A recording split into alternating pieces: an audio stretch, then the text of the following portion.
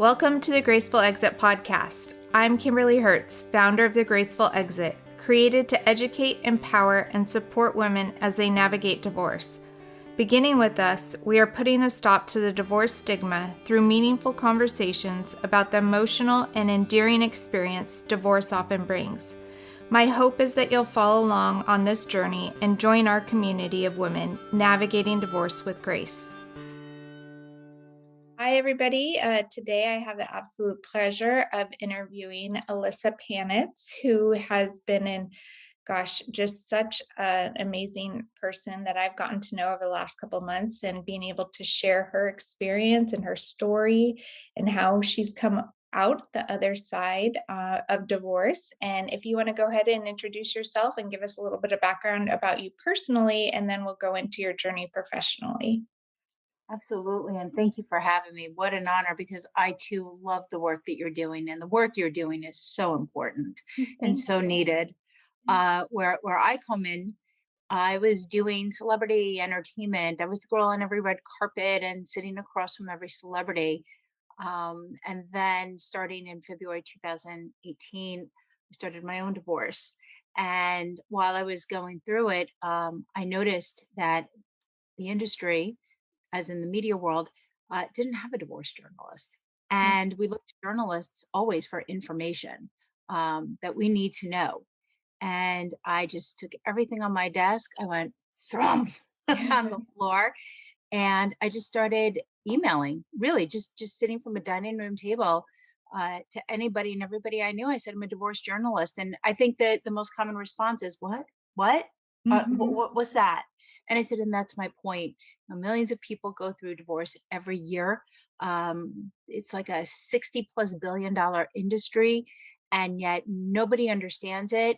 Everybody always uses the words confusing and puzzling and frustrating, because nobody is out there talking about it in a way that reaches an everybody audience. And I just decided to take upon myself to be the line leader and start it. And did you have any type of community while you were going through it, navigating going through your divorce? Well, I had my parents and my brother as a support system, and they Mhm. were my lifeline. But there are three bad examples, because my parents just celebrated 55 years and my brother's just passed 20 plus years. So Wow. in terms of divorce, but in terms of, the love and the encouragement and Mm. and being those warm arms to wrapped around me, because divorce is so cold. They were my rocks. They were everything that I needed. Most of my close friends, no, nobody was divorced. I started meeting people just as a result of this journey, people who really became my army. And what Mhm. I mean by that is, if something happened, they'd show up and help me. And if all of a sudden I felt I was sinking, they were the buoy that rose me up, differently than my family, because they understood. Right. And it's really something you need when you're going through this transition, somebody who can almost complete the sentence and be like, ah, yes, I remember that. And you're like, yes, you get it. Yeah. And when I say you get it in a very different way, because you've been through it. You have that firsthand empathy. You've walked through it, you navigated. And I think that's part of the reason why I feel like it's so important to start socializing these conversations, as do you, is that it's building this community, letting women have a voice through this experience, and know that they're not alone, right? No. And that's the one thing divorce makes you feel: alone and isolated. And Mhm. nobody should have to feel that way. There is a community out there, and we just have to show you and guide you on how to find it. And I think the other thing that really upset me, and something that I'm trying to change in my columns and with my radio show, is there's nothing to be ashamed of. Mhm. And so many people will say that. I can say to you, how was your weekend? It was great. It was wonderful. And then, if somebody says, you're divorced, your tone goes to, I'm divorced. And it's like, wait, what? It shouldn't be that way. You should have nothing to feel badly about. Sometimes things just don't work out. Sometimes you don't have a choice. Right. But to do this, but you can rise, and as I say in my columns and on my show constantly, you can survive and thrive. Yeah. Yeah. So give me some examples of interviews you have done in this new column and kind of talk to us about what the column actually entails. So it's kind of a twofold. You know, we want to educate, we want to Mhm. empower. The more we educate you, the more you know, the more empowered you get. When you're empowered, you're confident. You can make better decisions. You're not as confused. You don't feel as vulnerable. So Right. every day, my columns tackle something new. I always say there's three phases to a divorce. There's the pre, which is the planning. That then you have the second phase, which is the during, and then you have the post, and that's like after the divorce becomes final. And so every day I look for experts to talk to us, and I look for every and any angle that you can find on this. I'll even pull stuff from the news. I'll tap into my celebrity roots, and we just did one on Brad Pitt and Angelina Jolie's divorce. They hired a private judge. Mhm. And I remember I said to myself, what's a private judge? Who gets Right. one of those? How do you get one of those? Do you have to Mhm. be Brad and Angelina to get one? And we did a deep dive into it with an attorney out in California who actually has dealt with it with a lot of their clients. Got a big response from that. Mhm. You know, everything from how to plan what you need to know to do I file my taxes with my spouse? You know, tax time is coming up October 15th. If we're in the middle of a divorce, what are the pros and cons to that? How do I co parent? What about dating? How to get a handle on my finances? Mhm. We're going to send a kid to college. How do I do that when I'm in the middle of a divorce or post divorce? So, you know, any and everything we can think of. You know, I'll wake up in the middle of the night and I'll start writing down ideas. And you know, now it's caught on. People understand what I'm doing. I still have a long way to go, Mhm. but getting the word out there and really helping people with any and every single subject you can think of on this topic. Yeah, and then I think that was part of my questioning for you is how has the response been since 2018? I know I went through mine in 2017, and even since then, this industry I feel like is on the verge of trying to start socializing these conversations. But I'd be curious to know how has the response been since your articles and your column and show have launched. So the columns started in September 2020. And I Mhm. have to be honest, when I did them, I did not think they were going to take off the way that they did. Mhm. But the response was huge because we talked to an everybody audience. We took a lot of the confusion out and made it more conversational Mhm. and really, really got people to understand a lot of the terms that they're going to hear. We went through any and all situations that can occur. People would send me in things. I just really do things off conversations with my friends or maybe my own personal experience. It just became like we just kept throwing things into the pot. The show launched on July 30th of this year. And, you know, again, bringing a lot of those experts on because of the response from the columns and opening up the door, so to speak, about all these you know, things that can come up in a divorce. Pet custody, that was a very big one. Mhm. You know, there's legislation that's sitting here right in New York where I live about not treating pets as community property, meaning like, you know, the couch or the coffee table, but as you would your children. Mm. You know, and they're living, breathing animals, Yeah. you know, that we consider our children, and you know, and getting things to pass. It's trying to really raise awareness. In October, which I think I told you off camera, you know, Mhm. I'm devoting a lot of time to domestic violence. It's Domestic Violence Awareness Month. It is something that the courts really don't recognize. Right. And, you know, unfortunately, a lot of abusers get away with doing these horrible things to Mhm. the other side. And we need them to start really recognizing this and changing this and not letting them off the hook. You know, kids need both a mother and a father, and everybody's got to play nice with each other. You know, even though they may not like it, for the sake of the children. And domestic violence and abusing your partner is unacceptable, Yeah. especially when the children are present. Yeah, I agree 100%. In fact, just the education and awareness that needs to come from this. And there's so many of us that have lived through these types of situations, but can't necessarily talk through it. I think it's just shows that you are in it for the right reasons and you're wanting to get the word, the education out. So I so appreciate what you're doing to bring awareness to it. How about help me understand with your own personal journey? How has this, the column and the show, how has it helped you navigate your feelings, your healing through your personal experience? Oh my God, I would need hours. It it has been so therapeutic. It really has. It has taught me so much, and it has really helped me heal. I don't think you're ever 100% healed because, listen, divorce will always leave a wound or a scar, so to speak. Mhm, But you learn how to live with it so much better, and you learn how to understand things a lot better, and that helps you survive and thrive. mhm, So I think one thing I learned is I can't blame myself. The other thing is I learned, I am the foundation. There can't be like a hairline fracture or crack on the base. It has to be strong and solid, and that means a lot of self-care. I never knew what that was, and if I mhm. tried it, I felt all this guilt. Guilt, yep. Um, and you shouldn't. As a matter of fact, sometimes when I do little things, I incorporate my kids. Mhm. We just recently did charcoal face masks, Oh, sitting with our feet propped up on the bed, mhm, kind of thing, watching silly TV. It's all these little things, not feeling guilty for, wanting to go out and, see my friends. mhm, And just having fun kind of silly conversation. It's those little things that make me better. I didn't know about any of that stuff. I learned a lot about what we just talked about, domestic violence. I learned a lot about how to navigate very choppy waters, how to get in a better place. A lot of people hold on to anger.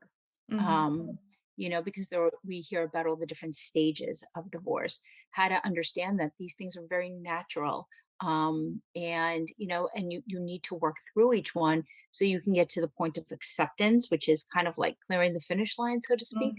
mhm, So you can, and again, I use these words a million times a day: survive and thrive. And that's what we want for people as they go into this new chapter of their lives. And so many people I know have been through divorce got even better ones than the first time around, and it was a wonderful example to show their children. mhm, mhm.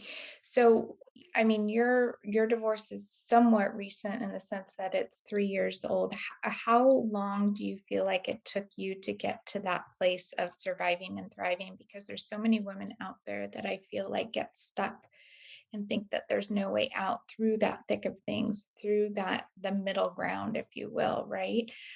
So can you help me understand your journey and how long did it get to that survive and thrive? Because that's what we want to give hope to these women that it will happen. It's a journey, it's a marathon, not a sprint, right? Yes. Well, my divorce became final in December of 2020, but it's been almost like a 4-year type journey. Mhm, mhm, But I think the greatest advice I ever got from a friend of mine was fantasize about what you want your life to look like. mhm, And daydream, if you will. Like maybe you're making coffee one morning and you just kind of like zone out and think about what you want that to look like. And then, like everything else we've done in let's say your professional life, keep your eye on that and don't deviate. And I just knew what I wanted it to look like. And one thing I knew that I wanted was I wanted to make a difference, and I wanted to get my spark back. It died for so long. And if people know me, I'm like the one that bounces off walls and I'm having fun and I'm like happy go lucky, and it wasn't like that for a very long time. And so, for me, some of the goals were to try to get that back. mhm, And again, I just kept fantasizing, like, I know I want it. I know I can get it. And just really pushing myself. I think one thing that somebody taught me was finding one thing every day to be grateful for. And it can be something that we really don't think about, such as our health, such as we put 2 feet on the floor and we ran to like get our kids ready in the morning, or our kids are healthy, or when we picked our kids up from school, they ran off with smiles on their faces. It's those little things that carry so much weight. Spending time with a friend or somebody you haven't spoken to in a while reaches out to you out of the clear blue. Find those little things that make you happy, and use that as building blocks, and just mhm. keep, just keep, building one after the other. It is so important, but we got to train ourselves to keep focusing on all those positive things. Because I always tell my kids, Hollywood, when they write movies, they always end on a happy note. There's a reason for that. It's Mhm. because the good always outweighs the bad. You just have to see it. You just have to believe it, and you just have to keep telling yourself that. And it does happen. But if you have to navigate through the bad waters, it just brings you added strength. And I always say, I'm proud of what I overcame. I'm proud of what I accomplished. It made me realize what I was made of. And I always say it's like titanium. Nothing's going to break me. Yeah. And if it comes at me, I can either, crawl under the covers and give up. Or I can say, no way, I'm a New Yorker. Like, I can beat this. And, with hard work, you will. And, you just have to keep reconfirming that to yourself. I even wrote a column on it that you're the little train that could. You just got to keep telling yourself, I think I can, I think I can. And if the little train can make it over the big mountain after all the other bigger engines couldn't, you can too. You just have to keep trying. Oh, that's such incredible advice. It's just putting one foot in front of the other, taking day by day, and just be grateful for that tangible little pieces of hope, which I think we often forget about sometimes. We just get stuck in the mud, if you will, but it's those little things that I think just add up so significantly. So, if you could just a recap about where your business is headed and what are the different channels that they can find you on, because I think your column, your show, everything is so incredibly educating and empowering. Thank you. And gosh, I wish we had it 4 years ago, when navigating through this. And this is our platform. This is what we're trying to bring to these women navigating, because these resources didn't exist 5 years ago. So just talk a little about where they can find you and what are the different platforms, if you will. So you can read my daily column every day on Authority Magazine, which is on the Medium platform. I Mhm. always tell people just go to Google Authority Magazine, come right up, or you can just go to Authority Magazine space Ilyssa Panitz, and all my columns will come up. My radio show airs every Saturday on CRN Digital Talk Radio. One of the easiest way to get it because we are syndicated, so it's hard to say which stations are picking it up across the country, but you can just go right onto your smartphone. Go to Google CRN Digital Talk Radio. You'll see our landing page, and every Saturday at 1 o'clock Eastern, 10 o'clock Pacific, just scroll down to the bottom of that screen, and you'll see live from the studio webcam with a little arrow that goes to the right, and just push it, and up we come. You can even listen to it on your desktop. I know one of my friends did that when she was at work one Saturday, and she Uh-huh. just put on some headphones. And consider it your safe place to get. And I'll go back to the words: educated and empowered. We Mhm. have experts that come on every Saturday, and every Saturday we tackle something new. Something different, something that's going to help you. Again, I use the word survive and thrive. Mhm. We want to take all the confusion out of divorce, and we want people to understand all the different things that can happen. And here's what you need to know should you face them. And I think the wonderful thing is we're never going to get to the bottom of it because there's always so much to talk about. And Mhm. that's great because just so you know, that wealth and that well of knowledge is always going to be there. We can't dry up because there's always so much to talk about. So, the people that come on the show, they're lawyers, they're divorce coaches, empowerment coaches, authors, therapists. We have people in real estate, matrimonial accountants. I mean, it just runs the gamut of so many different voices that Mhm. come on, but everybody works to the same goal to help you. And we can't help you unless you don't tune in. I can't help you unless you don't, read the columns. Soon I'll be launching a website. We're going to put all this right there as well. So if people just want even a quicker way to find it, we will have that for you as well. But the whole idea is to get you into a better place. And Mhm. I've been there. I know it feels like you're in this dark maze and you can't get out and you're Mhm. trapped. But the one common thing every expert will tell you when you're forming a team, there's a light at the end of the tunnel. You will see the sunshine again. You're like, Mhm. wait, what? Uh, that's what this is all doing. We're helping guide you. We're like your GPS to where that is. So even if you retain one or two things from every show and every column, it's one step closer to that sunlight, and we are going to get you there.